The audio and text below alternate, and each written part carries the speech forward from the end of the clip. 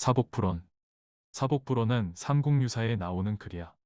삼국유사는 고려시대 일련이라는 스님이 쓴 책인데 고려시대 썼으니까 당연히 한문으로 썼겠지? 우리는 오늘 이 한문을 한글로 번역한 글을 읽어볼 거야. 그런데 말이야, 이 이야기가 1281년 고려 충렬왕 7년에 쓰여졌단 말이지. 그렇다면 그전에는 어땠을까? 그 전에는 사람들의 입에서 입으로 전해졌겠지. 그냥 재미있는 이야기처럼 사람들 사이에서 전해져 왔을 거다라는 거지. 우리는 이런 문학을 구비문학 또는 구전문학이라고 불러. 즉, 전해져 오는 이야기다 이런 말이지. 그럼 반대말 느낌의 글로 전해져 오는 문학은 기록문학이라고 한다. 알아두길 바래. 이 글은 우리 민족 사이에 전해져 내려오는 설화야. 설화는 신화, 전설, 민단 따위의 글들을 통틀어서 하는 말이야. 그러면 조금 더 깊게 들어가 보면 제목인 사복불어는 불교적인 느낌이 충만한 설화지. 원효대사와 관련된 불교 설화로서 인간이 불교의 가르침으로부터 얼마나 멀리 떨어져 있는가를 깨우치게 한다. 이 말은 좀 어렵지? 부처님은 우리 가까이 있다. 이 정도로 이해하면 좋을 것 같아. 그러니 항상 착하게 살자 뭐 이런 거지. 이 설화에서 원효와 사복은 전생에 한 절에서 같이 공부하던 승려였는데 암소에게 불경을 실은 수레를 끌게 해 여러 절로 운반을 했던 거지. 그 업보로 사복은 암소의 아들로 태어났던 거야. 불교의 윤회사상 알지? 이러한 전생에서의 인연 때문에 사복은 그 어머니를 연화장 세계, 즉 불교적 이상향으로 인도하는 역할을 하게 된 거지.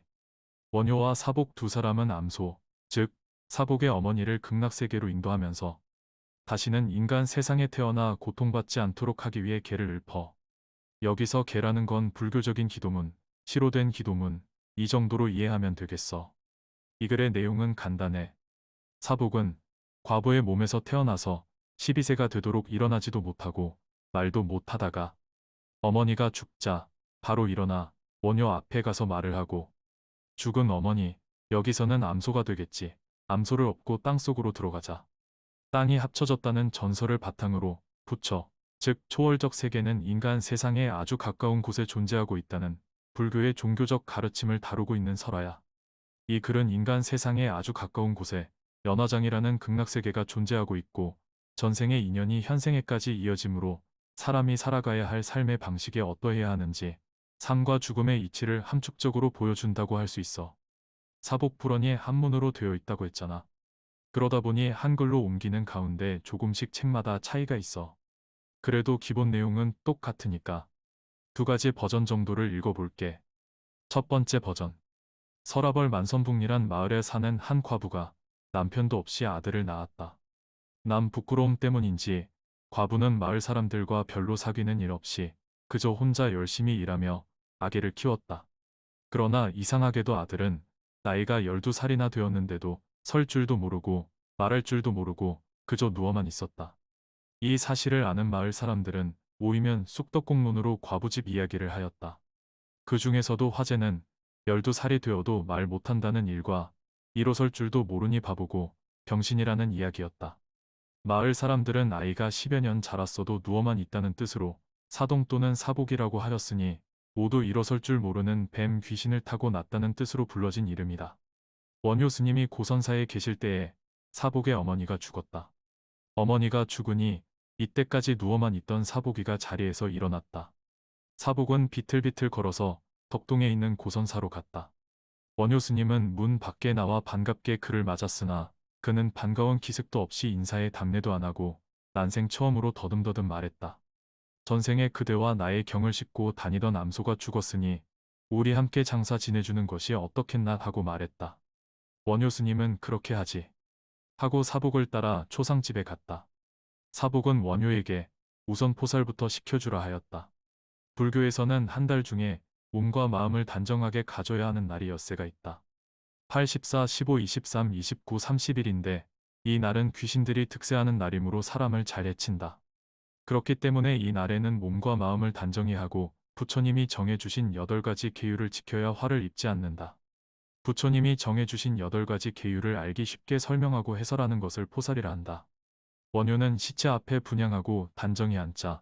태어나지 말라. 죽는 것이 고통이니라 죽지도 말라. 나는 것이 또한 고통이니라 하고 계를 설했다. 그러자 사복은 원효를 보고 그건 말이 너무 길다 하고 짧게 줄여줄 것을 청했다. 원효는 다시 사는 것도 죽는 것도 고통이니라 했다.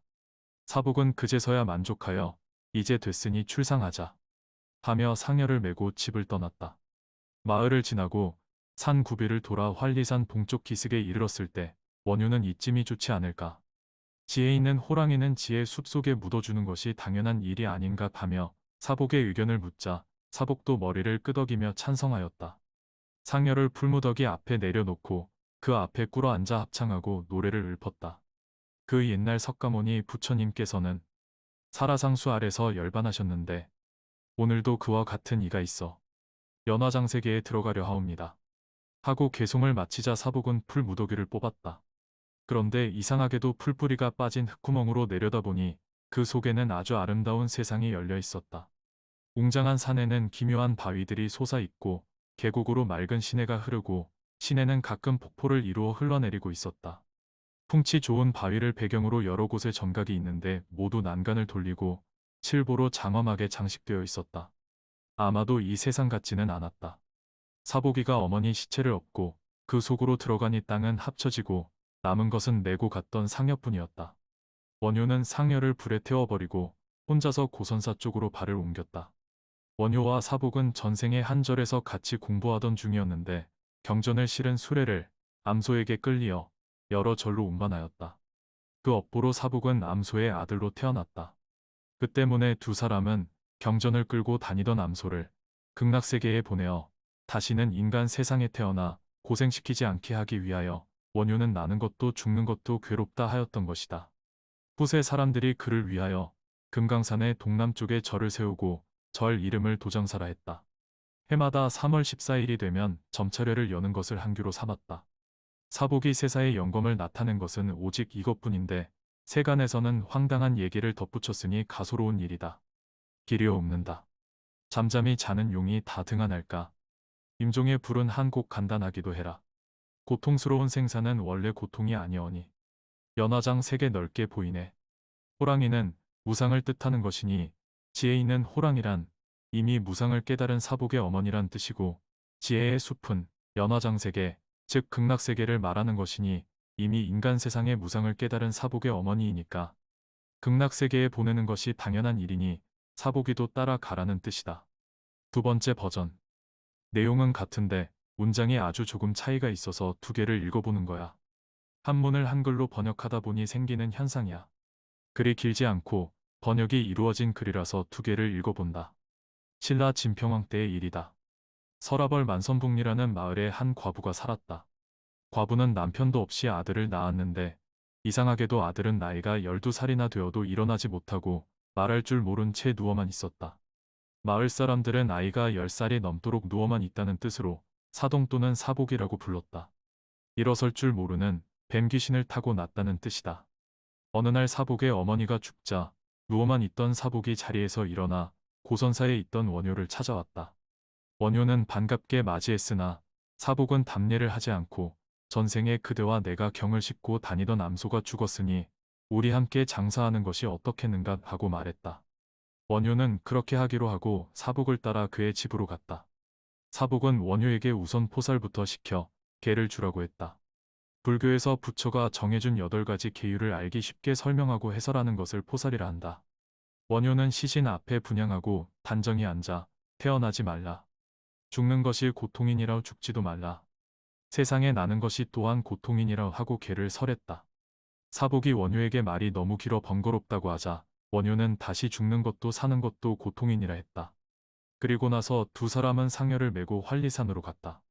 동쪽 기슭에 이르렀을 때 원효가 지혜로운 호랑이는 지혜의 숲에 묻는 것이 마땅하지 않은가 하고 사복의 의견을 묻자 사복은 개송을 지어 읊었다.